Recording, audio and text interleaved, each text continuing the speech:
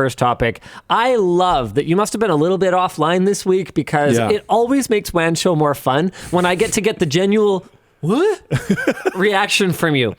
The new PS5 Slim appears to require an internet connection in order to pair the console to its removable disk drive. This is according to small print on leaked images of the Modern Warfare 3 PS5 bundle. The quote here, and I've actually got the image that I can bring up for you guys. The quote here is, "Internet connection required to pair disk drive and PS5 console upon setup." So that's in the font. Yeah, there you go. There it is. What possible justification could there be for this? It says in our notes, this is likely an authentication step, after which an internet connection should not be necessary for the device to function. Who cares?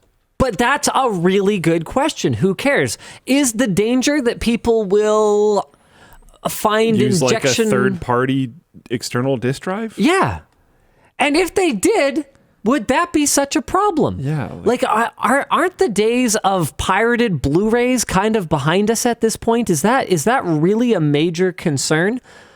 And if it was a major concern, wouldn't that happen at such a late stage in the PlayStation 5's life cycle that it is unlikely to be a major problem? Yeah. Like, it seems so weird. I don't understand what the difference is between this external drive with presumably, I actually don't even know what interface it's using. I mean, probably USB? Yeah. I mean, it could be It just would be using... genuinely hilarious if it was like Ethernet. like a hot plug SATA, I think might be more likely.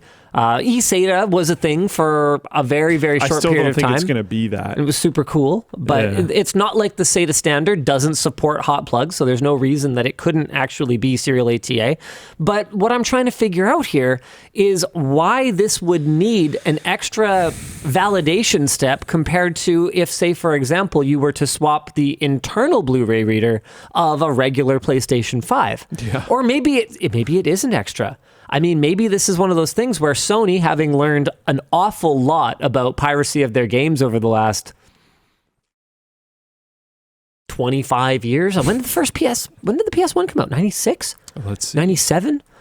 Oh man, I am showing that I do not know my console history here probably. What year was it? 94.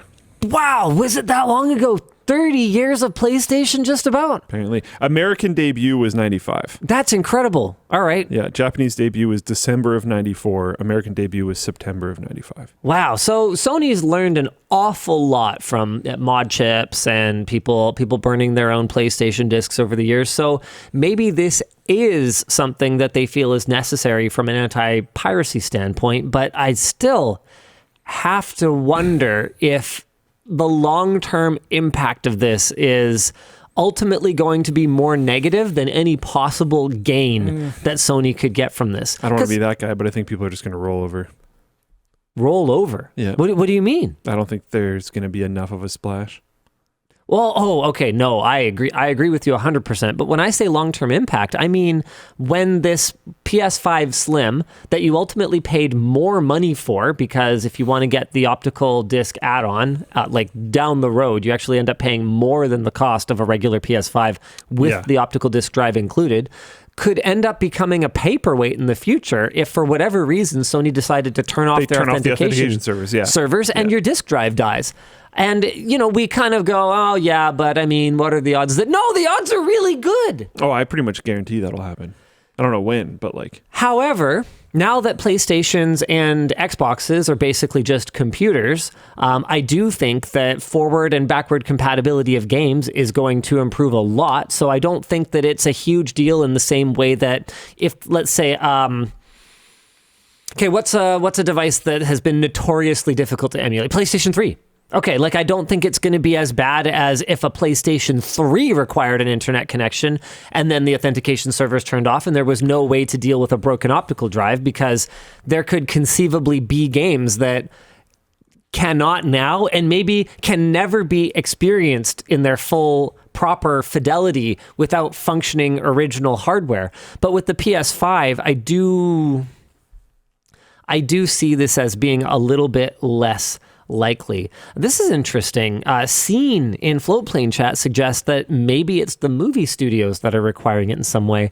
But I honestly find that pretty hard to believe, because it's not like you can't still play back a Blu-ray disc in a computer, for example. You just require licensed software that has the encryption keys. With that said, I haven't tried to do that in a very long time. Can you play back UHD, like the latest HDR 4K Blu-rays on a computer? I don't know. I know that there's that complicated mess around watching 4K Netflix on a computer. Like, you need a platform that supports Intel's, latest HDCP nonsense and all of that, and you have to use a browser that supports it. Snowpeck in Floatplane chat says yes, as does Loading Still. Okay, apparently you can still do it, and you would obviously be able to do that without pairing the disc to the console. But I pretty much guarantee you, at some point, when that software is configured, you will need to do some kind of online check. And I do wonder if this is something that is down to movie studio pressure. That makes the whole thing make a ton more sense. But it's no less dystopian.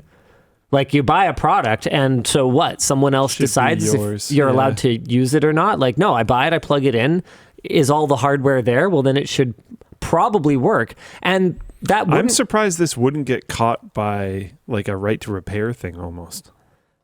Well, it is. That's why it's news. Oh. Yeah, people are super mad about it. Or at least they think it's super stupid. I don't know if most people are necessarily mad, because here's another thing. And, back to your point about gamers just rolling over for this, like we seem to do for everything, is who runs a PlayStation 5 without an internet connection? Yeah. Like, I think this will, as stupid as this is, I think it'll affect very few people. Today, that's the problem, though. That's what's so frustrating. It's going to wreck itself completely. When you can't download games for it anymore, which will happen, and you can't have this disk drive, it'll literally just be a brick. I am making a poll real quick here, because I want to know if people's current gen consoles are 24/7 connected. So I'm just going to set a 2-minute timer on this. Let's run this on Floatplane. So guys, I want to hear from you. Is your PlayStation 5 or your Xbox Series connected 24/7? Let's pull up the results. Okay. Are you guys I think that's not true. I genuinely think that's not true. Why do I even bother polling you guys? Yeah. I just straight up don't believe that poll at all. Yeah, that's... okay, for those who aren't able to see a teeny-weeny iStrano vision down there, 3 out of 4 are saying yes, connected all the time, and 1/4 are saying no, not connected. I'm sorry. I actually just don't buy that. Even like more than 1/4, it's 30% right now. I think that might be some people being like, well, I turn it off and then it's not connected to the internet or something. I don't know. What we mean is like... I didn't say powered. I said connected. I said connected. Yeah. If it's... okay, wireless is... If it's authenticated, I consider it connected. Look, you want to get pedantic or whatever, but they might be. That's what I was saying. Yeah, that's not very useful, you guys. That's not very helpful. Yeah. I never unplug mine from the internet. Yeah, most people wouldn't. Like the idea of the vast majority of people that own a console, it's either going to be plugged in or it's going to auto connect to Wi-Fi the second you turn it on. Like the idea of your device only connecting to internet when you need to use the internet is so outdated. We might as well be talking about the PlayStation 1 era at that point, right? Like back when we had dial-up, we had to make a conscious decision to connect to the internet. You get all the modem connecting sounds. Ever since broadband, I know I didn't do a good job of that. It's fine. Just get over it.